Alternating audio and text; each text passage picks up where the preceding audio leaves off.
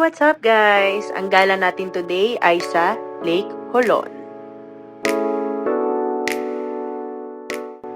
At andito nga kami ngayon sa terminal ng Tibuli, South Cotabato. Dito kami magre-register papunta sa Lake Holon. After nga namin makapag-register, ay tumungo na kami sa Municipal Hall. Doon kami sasakay ng habal-habal papunta sa Sitio Cule.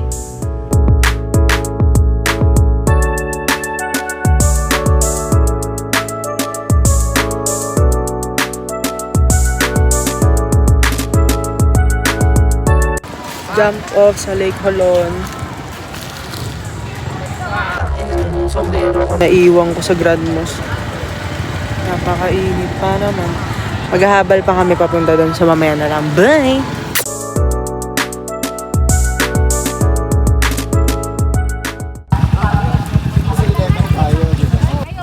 At dito na nga magsisimula ang bardagulan sa daan.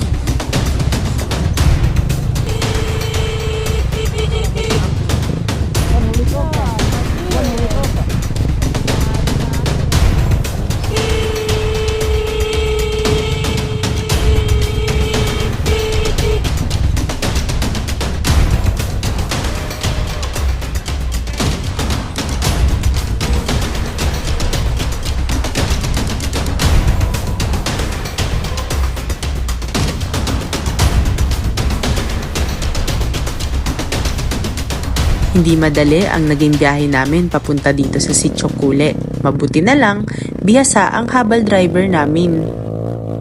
At nakarating na nga tayo dito sa Gono Bong. Welcome!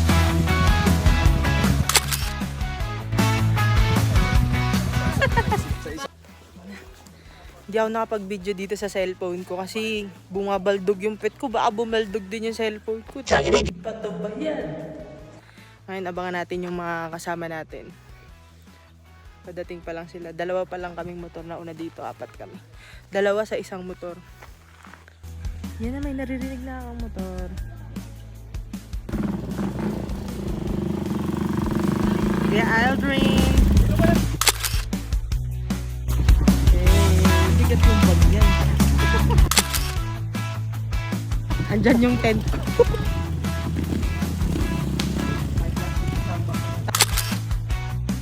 Tapor.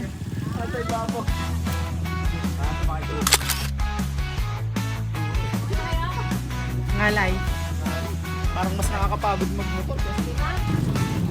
Top 5. May isa na lang inaantay. Nasa kanya mga bagahe. Sila Charlie, hirap sila Charlie. Laki ni Ring. Let's go. Yan na sila. Pagkulit pala lang habit ko. Tag-isa pala sila. Saya-saya. Saya-saya. Diba saya-saya? Ngisi-ngisi na lang. Patingin. Uy, kuya, okay ka lang? Maon. London Bridge is falling down. Nahulog. Oh, Shasha, ang tataas pa ng energy. Tingnan na lang natin mamaya. Naalala ko yung ano niya. Kasi si Madi, naalala yung ginawa niya eh. Ay, ma'am. 10:09. Okay, so maaga pa, no? So yan, Yuhlafus, magandang umaga po. Greetings sa Tiboli language is Yuhlafus. Yung po nun is magandang umaga po. Welcome to our receiving center. Tawag sa Tiboli is Gono Bong. So Gono means bahay, so Bong means malaki. So receiving center po.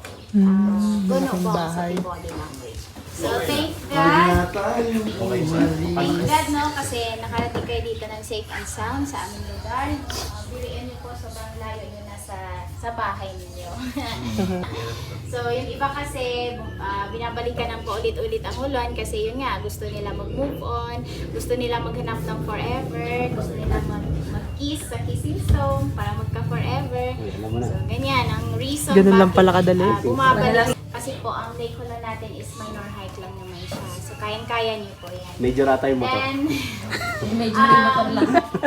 ano lang naman, so easiest and the hardest trail po siya. So, ang easy trail is Sala Cafe. So, doon tayo mag-exit bukas sa Sala Cafe. Ang hard trail, ito po yung trail na pinili niyo po. Sadyang pinili niyo po ba ang hard trail? Binudol po kami yan.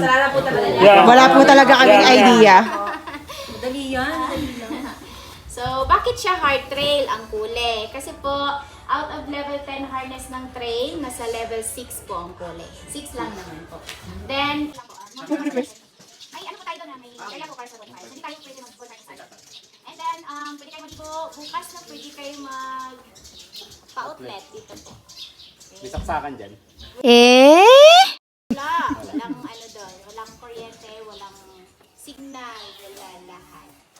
Tatay doon mo over as kala po sa ni, salamat tatabi yung tay kayong, salamat po yung tay, kasgifa ang malabog ang bisita mo Lord, salamat po yung banhugo na lagu, gafat labele malalo pa do kuldi ang kabiyahila.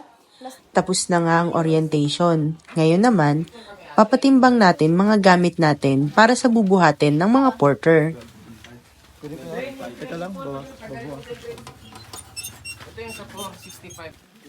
At ito na nga ang pinakasimula ng hike natin papunta sa Lake Hulon. Magdala kayo ng payong, sobrang init.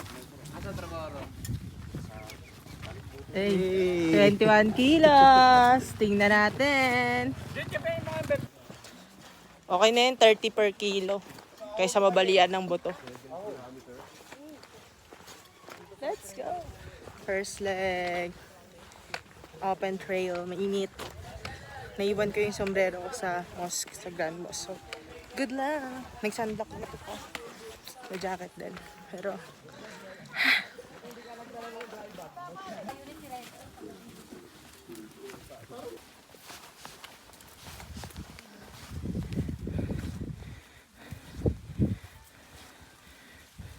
hindi na muna ako gagamit masyado ng background music dito para marinig nyo yung hingal namin at para maramdaman nyo kung anong nararamdaman namin kapag umaakyat ng bundok. 10:53. Nag-start kami mga 10:48. Ito na yung hingal ko. Tuloy mo lang yan. Go ka lang.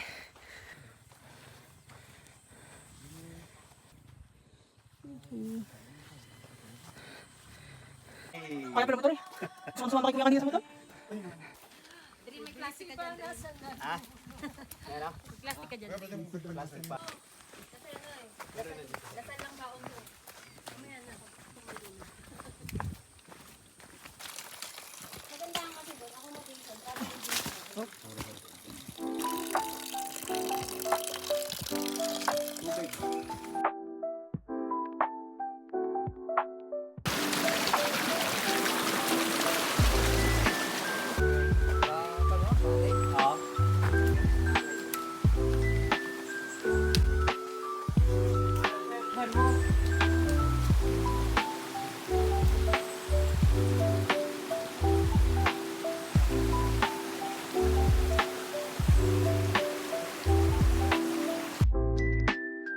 Zay, paakyat na Zay. Ito na yung puro assault na. May mga nauna na. May mga kasama namin nasa likod. Nasa baba pa.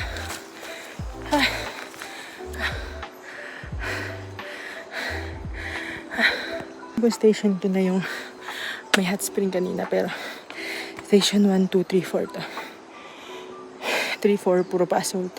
So baka ito na yun. Total of 7 kilometers ata yung papunta sa Hulon. Okay lang makakapagpahinga tayo doon kasi overnight naman tayo. May mga tent na dala. Dala ni Kuya Aldrin yung tent ko. Hindi siya nagpa-porter. Malakas kasi siya. So, 21 kilos ata, 24 kilos dahil niya. Ako inabot ng 12 kilos pero nagpa-porter ako. Akitin muna natin ito, ha? Si My Daisy.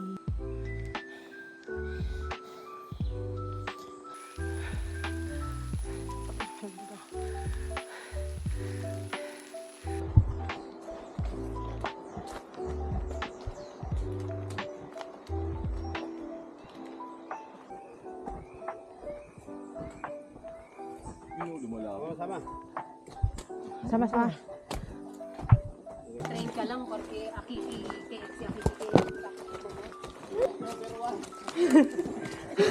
Puta.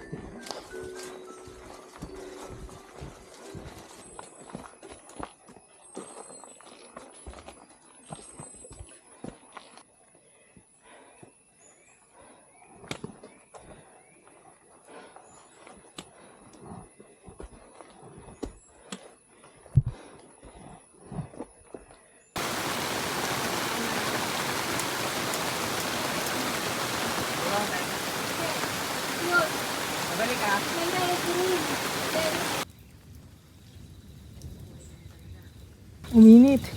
Hindi na umuulan. Malapit na tayo sa summit. Wala ng oras.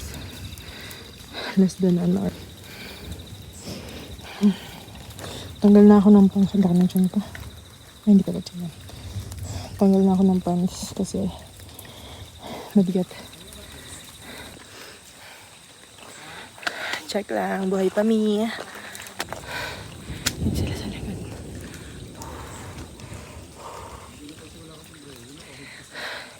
Tanggal pants. Water, mabilis naman matuyo yung pants ko pero mabigat siya. Mahirap pag nabasa. So,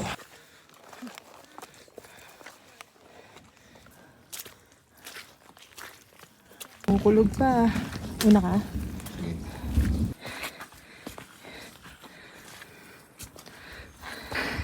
Papatayin ata nila ako. Gusto nila ako mag-mount Apo. So, lagay kong wala pa akong major hike kahit isa. Eh, ito minor hike lang daw to.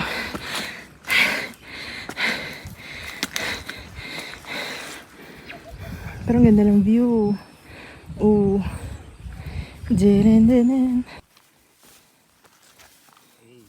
Eh, kaya natin yan. Sa mga oras na Ako to, nandito pa. pinipilit ko na nga lang umakyat. Sila Kasi nandito. parang hindi ko na kaya. Buti na lang, kinaya ko. Kasi, tingnan nyo to.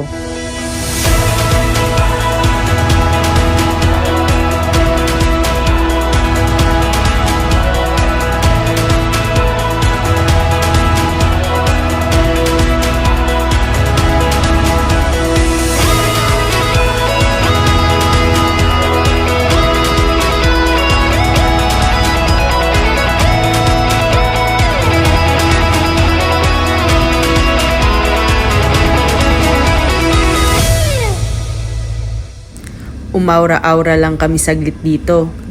At nag-decide na kami na bumaba sa campsite. Ilang oras pa na lakaran to pababa. Bugbog tuhod na naman. Kaya simulan na natin. Sa lake.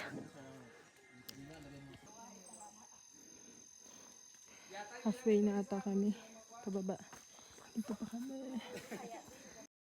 At nakasakay na nga kami sa boat. Tara! Sabay-sabay nating tingnan, pagmasdan, at baybayin ang ganda ng Lake Hulon.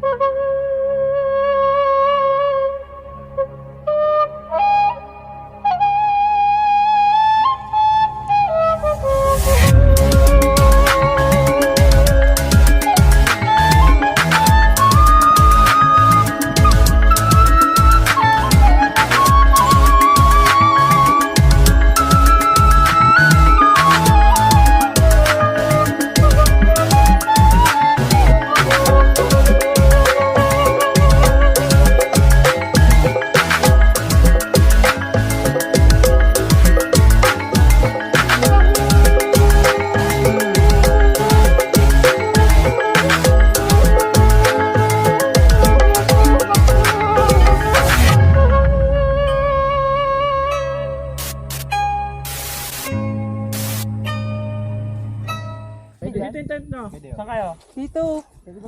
Pwede magrenta ng ganyan eh. Malaki ka na eh.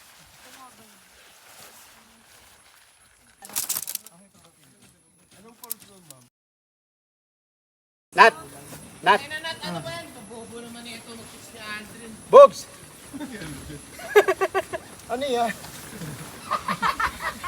Single lang, single. O single. Dalawa lang ba dapat talaga to? Ayun o. Mali nga yung forma nung ano eh. Tanggalin mo muna lahat. Ito eh. Ito, yan. Ito, tanggalin mo. Gano'n ba ano ba yung pala eh? Ah, yun. Tatandaan nyo na. Sorry na, Bobs. O, lagyan nyo ng fix.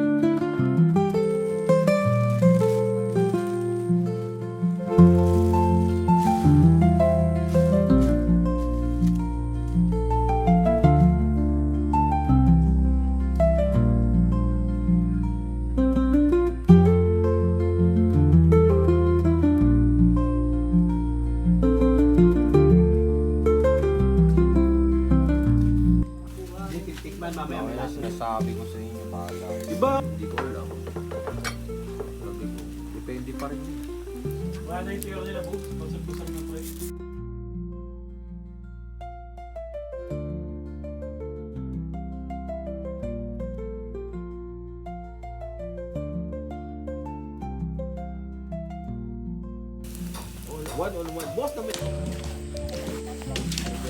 Kapag dinner na, ayun yung mga tent namin. Kumain na ng dinner kasi padilim na. Mahirap kumain kapag madilim. Pictorial sila dyan. Mga tent namin. Kami lang nandito. Wala nang iba.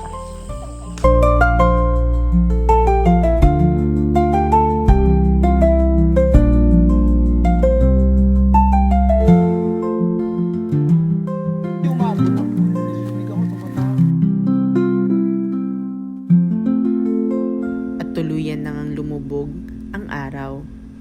Oras na para magpahinga.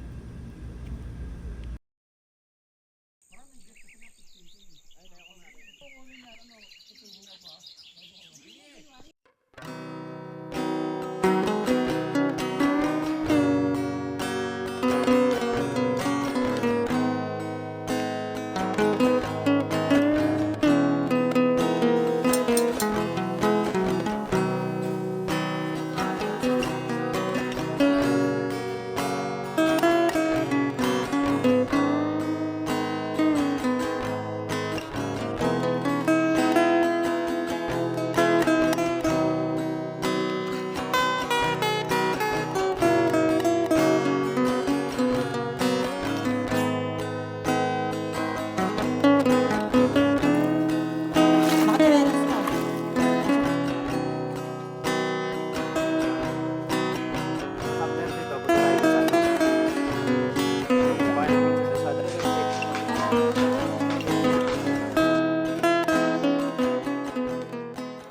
Nang matapos kami sa agahan, wala na kaming ginawa. Nagkwentuhan na lang kami, nagtawanan, nagpahinga, nagpictorial. Wala ka naman ibang gagawin dito eh. Yun lang, bukod sa maligo. Kung gusto mo ng lugar na payapa, tahimik, walang gulo, eto na yun. Pero kung isa ka sa mga taong nabubuhay sa mundo ng internet, ng social media, baka hindi para sa iyo ito. Sa lugar na ito, walang signal, walang internet. Kaya mo ba? Isang araw ka lang naman mawawala sa mundo ng internet eh. At least, totoo ang magiging banding nyo ng mga kasama mo. Di katulad ngayon, kapag lalabas kayo ng mga barkada mo, pagdating nyo naman sa pinuntahan nyo, kanya-kanya rin kayong hawak ng cellphone nyo para maglaro ng ML, para mag-Facebook, para mag-Tinder. Diba?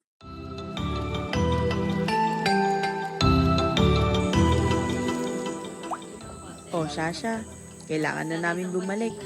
Mahaba-habang oras na naman ang nakaraan at yata. Agong putik.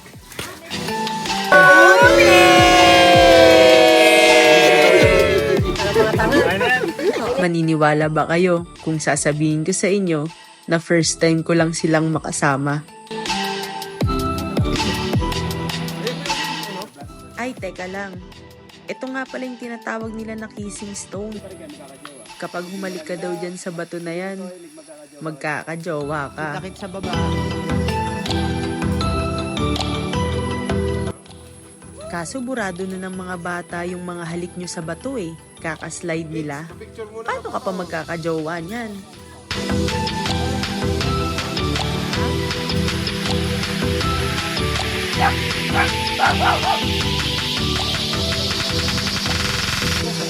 Dito na, lapit ka na sa akin kasi.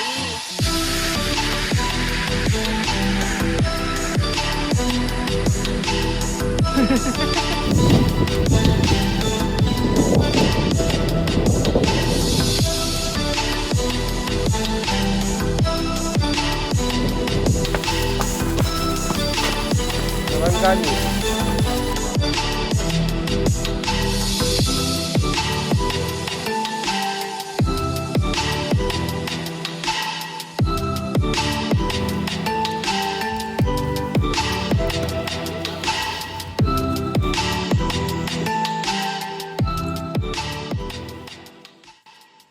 O paano? Hanggang dito na lang muna. Kita na lang tayo ulit sa mga susunod kong adventure ha.